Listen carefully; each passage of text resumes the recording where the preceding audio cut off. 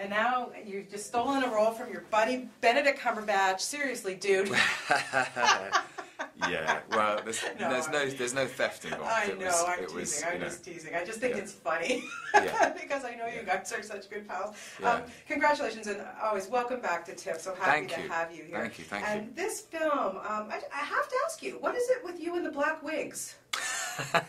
I don't know. They just keep coming up. I guess it's. Yeah, it's never intentional. It's just because it's always the script. I mean, it was the script and the idea that I love most of all. And I would have grown my it would have been my own hair if I had the time, but I sort of I always go from long to short, so I had to have a wig for this one. Yeah, I understand. But it's an amazing wig. It's made out of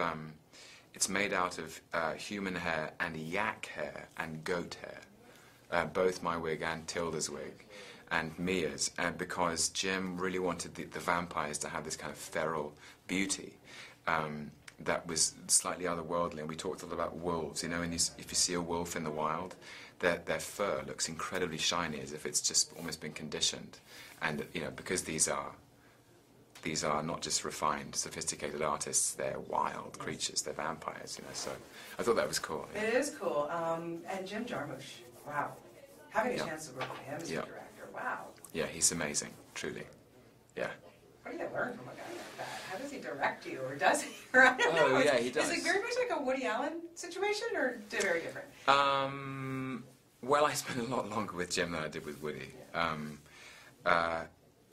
Jim is he's just so unique. I've never worked with anyone like him because his knowledge is so deep, and he's so sophisticated and very humble, and I use this word very sparingly in my life, but he is just so cool, he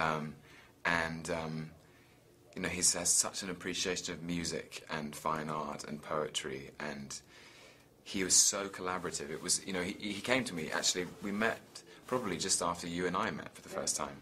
In November 2011, in New York on a blustery autumn day, we had a cup of tea at about 4 o'clock in the afternoon, and he said, I want to make a film about love, about a man and a woman who love each other so deeply and accept each other for who they are, and they are poetic and creative and delicate and endangered, and he's very dark and she's more optimistic, but they're yin and yang, they're sun and moon. By the way, they're vampires. And I thought, I'm in, there's nothing, and it was Tilda Swinton, and, And you're there. So, yeah. Great cast, really. Yeah. It's really it's a cool movie. It is a cool movie. Thank you. And you're right about Jim. You can't describe him with any other word, Yeah. I mean, he just has this amazing, he's a champion of outsiders. He's a rock star. Yeah, very cool. If you could go back centuries, who would you want to hang with? Wow. I don't know, probably these people, to be honest. Shelley, the people in the film, Shelley and Byron and Mary Wollstonecraft and Shakespeare or Marlowe, whoever the hell wrote those plays. And if I could go back, who would I want to hang with? Definitely Shakespeare. Yeah. Ancient Greece I'd love to go and hang out in. I'd love to meet Plato. I don't know why. Yeah, I think that would be a very cool discussion. Cool little tea party there. Yeah, absolutely. Yeah. I always draw a blank here. Like, it's okay. Who are the people from human history? You have so much on the go, and a couple things I want to address. You mentioned William Shakespeare. You are going to be doing Coriolanus on the stage. And the coolest thing about this is that we get to see it here because they broadcast it on screens across North America. Yes, they do. And I've got my ticket, my friend. I already have my ticket. I cannot wait. It is the most amazing experience. Does it scare you to do Shakespeare? No, I mean yes, but it makes me, it keeps me sharp. It's my great passion actually, and I think it's the greatest challenge for an actor and the greatest reward, because what you have to do is you have to learn the words and digest them and absorb them so that you know them inside out, and because the words are so wise, I always feel like a more open, more compassionate person for for the doing of it. It's sort of like, I just feel a bit more alive when I'm doing Shakespeare. It's hard to put your finger on it, but it's very, very fulfilling. I'm sure. I like Shakespeare. Okay, Thor: The Dark World. We got to get there. I've told you this before, and I'm not joking. Loki is my absolute favorite villain on the. You are so awesome as Loki. I swear to God, I just want a Loki movie.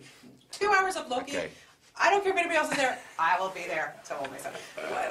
We look forward to this. What was it like going back and being such? It's so much fun to be a bad guy, isn't it? Yeah, I mean he's an amazing character. He's been like just to do it once, to do it twice, to do it 3 times. It's been an extraordinary gift. And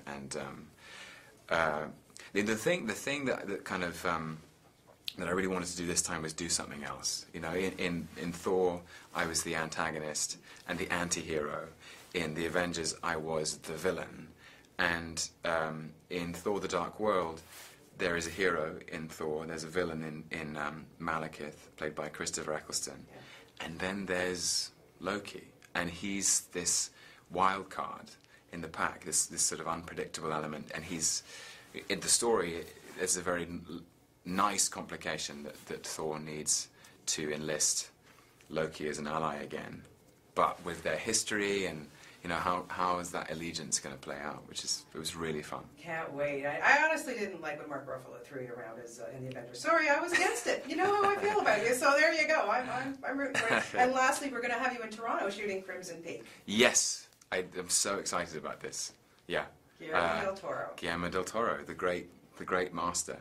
Yeah. It's really, I'm so pleased I can talk about it because I've known about it for some time, and you know, you have to keep things under wraps until everyone's ready to tell the world. So it's, yeah, I really can't wait, and the cast is amazing, the script is phenomenal, Jessica Chastain, Mia Wasikowska, Charlie Hunnam, Jim Beaver, I can't remember who else at this point, but it's quite an intimate piece. And it's Guillermo back in the saddle of horror. You know, it's very, very, very spooky. Well, I know, like you said, I could talk to you forever. I know you're probably chomping at the bit over there, and there's just so much. But it's always my pleasure to talk to you. You're I'm really, honestly, my son and I are probably your biggest fans here, Dad. We really love you. And you deserve all the success that you're getting. It's thank you so much. Wonderful. Oh, you're so welcome, Tom.